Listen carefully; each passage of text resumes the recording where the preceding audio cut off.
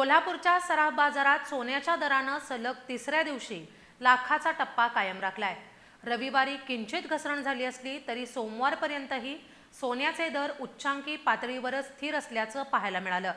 आंतरराष्ट्रीय बाजारात अस्थिरता आणि गुंतवणूकदारांचा कल यामुळे दरात चढ उतार दिसून येत असल्याचं मत तज्ज्ञांनी व्यक्त केलंय।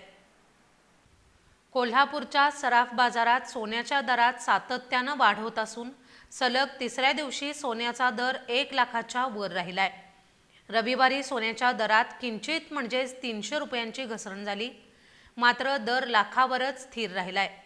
रविवारी जीएसटी सह प्रति 10 ग्रॅम 24 कॅरेट सोन्याचा दर 1,02,200 होता, तर चांदीचा दर प्रति किलो 1,09,000 पर्यंत गेला होता।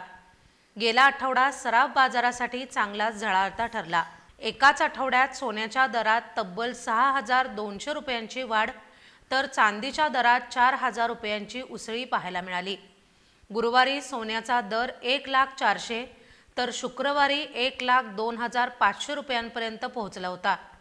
शनिवारी बाजार बंद होता, रविवारी दरात थोडीशी घट झाली, तरी सोन्याचा भाव लाखावर स्थिर राहिलाय।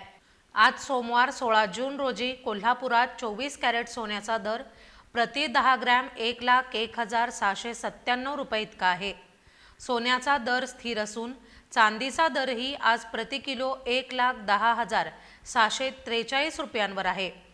प्रति 10 ग्रॅम चांदीचा दर 1,01,06.43 इतका असून ग्राहक आणि गुंतवणूकदारांनी याकडे मोठ्या उत्सुकतेने लक्ष दिलंय।